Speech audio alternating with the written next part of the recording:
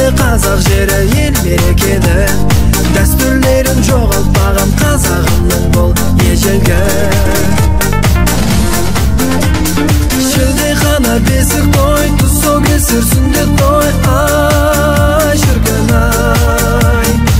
Одан түсіп сырға салу бет ашармай. Балар, сабағымызды бастамас бұрын, сабақтың өне бойына жақсы көңіл күймен отыру үшін қазір бізде психологиялық ахуал орнатамыз. Яғни әрқайсысына айна берген, сол айнаға қарап, мен қандаймын деген сұраққа жауап береміз. Бірінші Рамазанның қатар бастайды. Мен бақыттымын. Жарайсың. Дұрыс. Сұлумын. Мен озатпын. Озатпын. Жарайсың. Мен көріктімін. Жарайсың. Айда. Мен ақылдымын. Өте жақсы. Мен сұлумын. Өте жақсы. Мен бақыттымын. Ой, жарайсың. Мен Тапқыр. Өте жақсы. Шеппейел, тәртіпті, білімді, озат. Жаңағы 8 қырлы, бір қырлы керемет оқушылар отыр екен, я?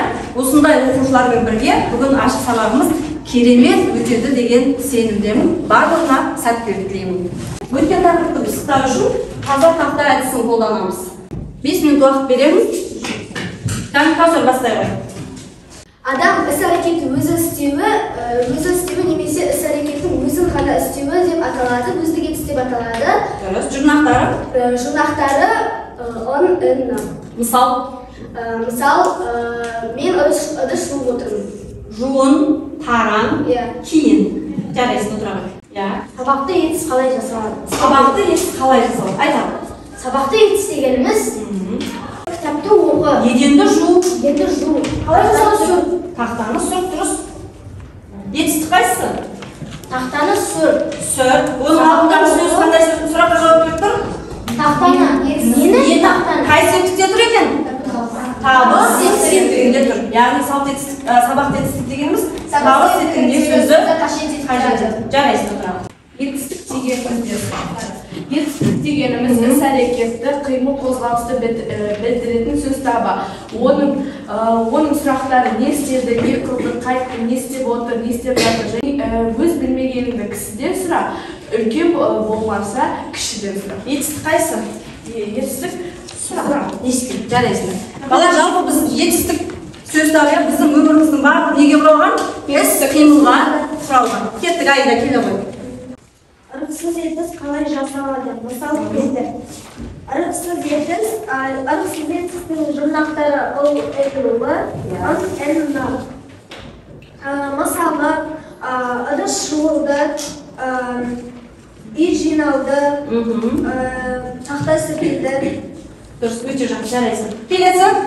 Өзгені етіс қалай жасалады? Өте жақсы. Өзгені етіс дегеніміз іс-әрекетті басқа біреуге орындап қызады.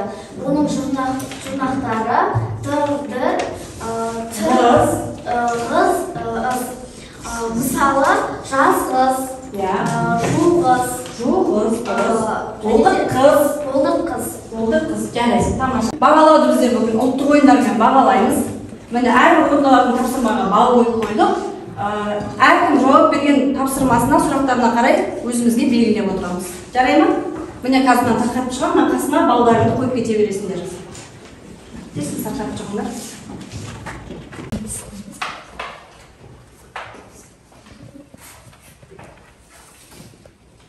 Қазақ тіл сабағында күнделік кезеттегі Топ.IQ.KZ платформасымен жұмыс істейміз. Солай ма барлығымыз? Жаттығулар орындаймыз, тапсырмалар орындаймыз.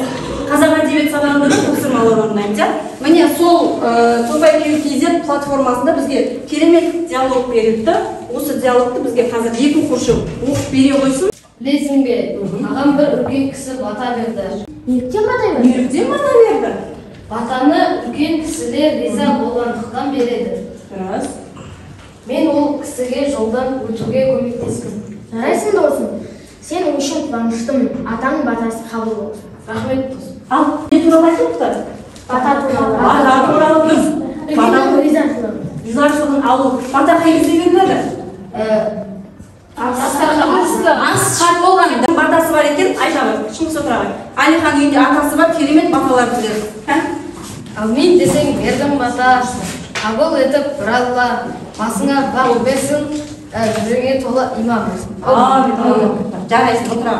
Кеше көшеде бар ықыласымен риза болғандықтан іс-қимылдың несін білдіріп тұр? Амалың тәсілің дұрыс, тағы жай-күйің дұрыс, некенің себеп салдарын білдіріп тұр. Яғни балалар, бүгінгі біздің өтетін сөз табымыздың бірі үстеу екен. Бізде жаңа бөлімді бастағалы отырмыз, қазақтың әдет-ғұрыптары мен салт дәстүрлері, ал тілдік бағдардан үстеумен таныс болады екенбіз. Үстеу сөз табының бір түрі. Қазір бейнероликті көреміз, ары қарай ережесімен таныс боламыз. Бүгінгі сабағымыздың мақсаты мәтіннің атауын талқылау және алғашқы бөлігін тыңдау арқылы көтерілетін мәселені болжайды екенбіз. Одан кейін үстеудің құрамдық түрлерін ажыратып, синонимдік қатарларын түрлендіріп қолданады екенбіз. Қаншама мөлшерін білдіреді. Ілгері қайда мекенін білдіреді. Ақырын қалай сын қимылын білдіреді. Әжептеу қанша себеп салдарын білдіреді. Жаздық қашан мезгілін білдіреді. Мәтінді талдаудан шыққан қорытындыны жазып, батырмадағы жауабымен салыстырыңыз. Іс-әрекеттің жай-күйін, мекенін, мезгілін, мөлшерін, сын қимылын, мақсатын, себеп салдарын білдіретін қашан, қаншама, қайда, қайтып, қанша, қалай, тағы басқа сұрақтар бар. Бейнеролик түсінікті болды ма? Болды. Етістікпен үстеудің арасында байланыс бар ма екен? Бар екен, яғни үстеу дегеніміз етістіктің іс-қимылдың амалын, мезгілін, мекенін білдіретін сөз табы екен. Ал енді бүгін сабақта біздер үстеудің құрамына және тұлғасына қарай бөлінетіндігімен таныс боламыз. Үстеу құрамына қарай екіге бөлінеді екен. Дара және бөлінеді. Дара үстеу қалай жасалады? Әлем қазір сөйтіп. Қалай жасалып тұр? Бір ғана сөзден жасалып тұр. Дұрыс. Күрделі үстеу ше? Келесі сала таңертең. Ол көптеген сөздер қосарлану арқылы жарайсыңдар. Тағы бірігу арқылы және тіркесуі арқылы жасалып тұр екен. Жарайсыңдар. Ал енді үстеу тұлғасына қарай екіге бөлінеді. Негізгі үстеу және туынды үстеу. Негізгі үстеуге бізге бұрын, тез, ақырын деген үстеуді мысалға беріпті. Неге деп ойлаймыз? Оларды құрамда бірақ дауысы бір ғана түбір болады. Дұрыс, бір ғана түбірден жасалып тұр, ешқандай қосымшасыз жасалып тұрған үстеудің түріне дейді екенбіз. Негізгі үстеу деп атаймыз. Жарайсыздар. Ал енді туынды үстеу. Балаша, осыншама, қыстай, түбірге жұрнақ жалғану арқылы жасалып тұр. Балаша түбірі бала, қай сөз табы? Затесін. Осыншама түбірі осы. Дұрыс. Қыстай түбірі не көрдік па? Қалай деген сұраққа жауап беріп тұр. Яғни бұлар туынды үстеулер екен және түбірге қосымша жалғану арқылы жасалып тұр екен. Ал тақырып түсінікті ма? Біздер балалар үстеудің мағыналық түрлері бізде 7 түрі берілген. Мекен үстеу, мезгіл үстеу, себеп салдар, сын, қимыл сын, мөлшер, күшейткіш үстеу және мақсат үстеу. Біздер келесі сабақта әрбір үстеудің мағыналық түрлерімен таныс боламыз. Түсінікті ме? Түсінікті. Ал енді қазір жаңа тақырыпты түсінгендігімізді ары тапсырма орындаумен жалғастырамыз. 123 бетте 4-ші тапсырма берілген. Ойлан, топтас, бөліс деген әдісті алдым. 3 топқа қазір осы 3 етістің түрін беремін. Негізгі үстеу, туынды үстеу және күрделі үстеу. Топтық жұмыс болғаннан кейін орнымыздан тұрып, бірге орындай береміз.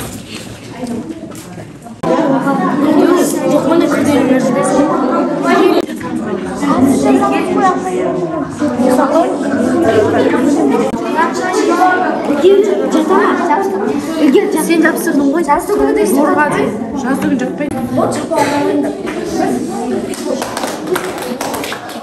Осы сөздердің синонимін де табуымыз керек. Үстеулердің. Әрең зорға дұрыс. Көп мол. Жарайсыздар. Сөйлемдер. Кеше бізде көп сабақ болды. Дұрыс па? Тапсырма дұрыс орындалған. Жарайсыздар. Отыра қойыңыз. Күрделі істер екі сөздің бірігуінен жасалады. Мысалы, күні бойы, таңертең, таң сәріде, қасақана, ала жазда, емін еркін. Біз жасаған сөйлем, әжем таңертең ерте тұрып, бауырсақ пісірді. Бұл жерде бізде күрделі істер таңертең, ал екінші сөйлем бұл әдейі жасалған жағдай. Бұл жерде қасақананың синонимі. Қасақана деген бала үстеуіміз күрделі сөй болып тұр ма? Жоқ. Негізді біреміз, қосымшасы жоқ. Таң сәріде, таңертең бір-біріне синоним. Күні бойы үнемі, қасақана әдейі, емін еркін.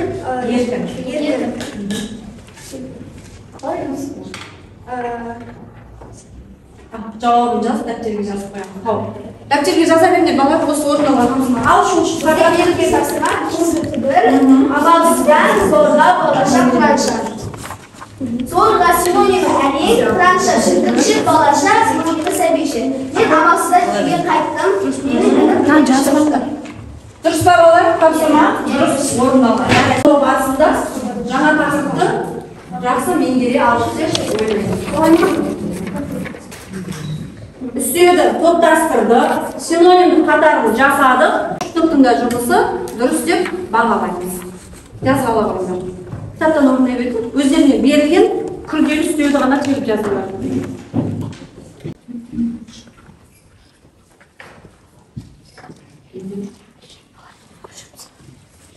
Аяқтады қалауға жарайсыздар. Бірінші қатар, екінші қатар аяқтай береміз.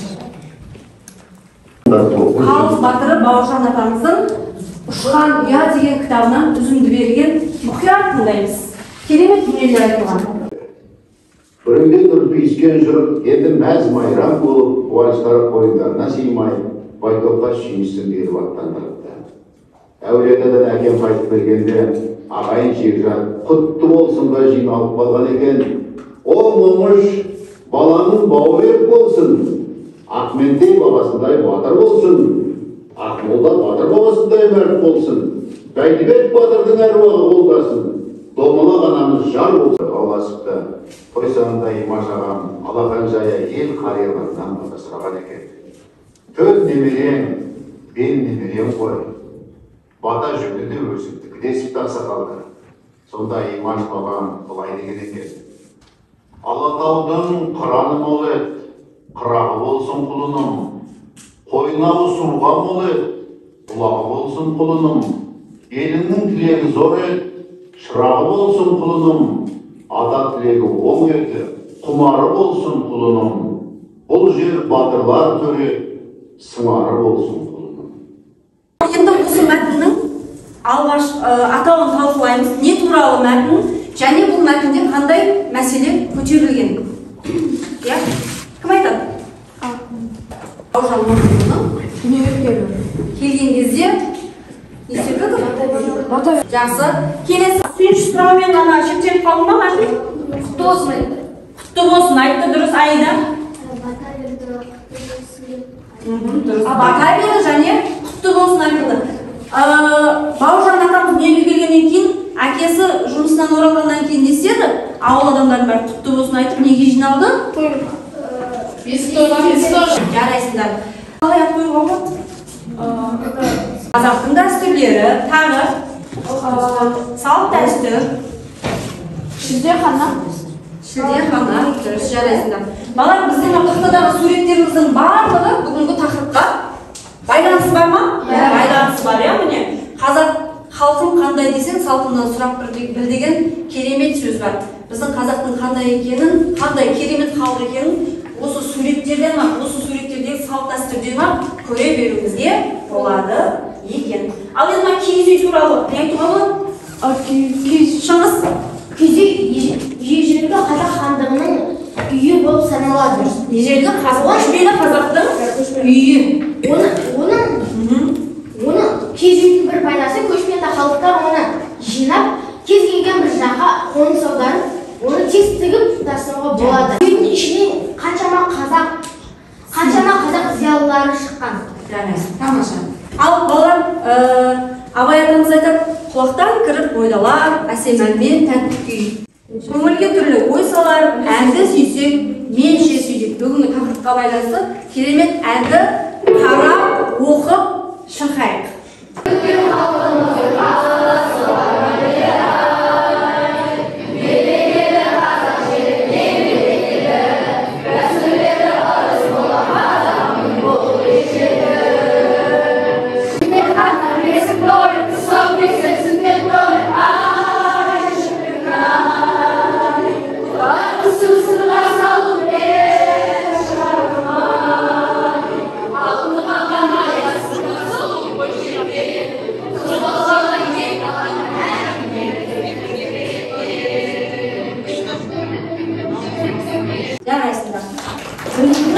Ал енді балалар, сабақты қорытындылау үшін мен қазақтың ескіден келе жатқан бір ойын алғым келіп тұр. Сақина салу ойыны. Сақина салу ойыны. Жүзіктің ішінде нелер бар?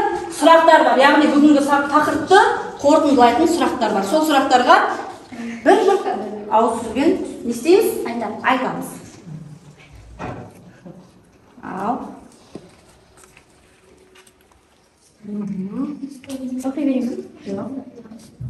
Бұл жүзік салудың бір құпиясы бар. Жүзік кімге түссе, сол оқушыға 10 балл беремін.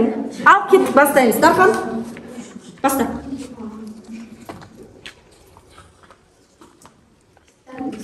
Нәрестеге ат қою туралы айтып бер.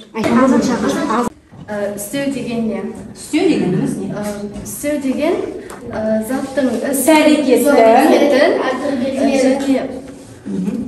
нені білдіріп тұратынын, амалын, мезгілін, мекенін, қайда болып жатқан не? Білдіретін сөз жарайды. Бата айтып жібер. Біздің қазақтың қай бір салт дәстүрін алмасақ да немен аяқталады? Жақсы бата берумен аяқталады. Басыңа Алла бақ берсін, не берсе де нақ берсін. Жұмбақ нақыл айтуға жалықпайтын жақ берсін. Амин. Амин. Жарайсыңдар балалар, отыра қойыңдар. Осының кері байланысты қазақтың ұлттық ойындарымен кері байланыс жүргіземіз. Асық тастау деген асық ату ойыны бар ғой, міне сонда асық тастаудың да өзіндік үлгісі бар екен. Қазір мына жерден 3 түрлі асық берілген. Жасыл. Әрқайсының өзінің қорытындылары бар. Мен өте жақсы түсіндім. Сары маған көмек керек, қызыл мен ештеңе түсінген жоқпын. Мына жерден келемізден асықтарды алып, 3 картекеге немесе қоржынға салып кетеміз. Келе орындар.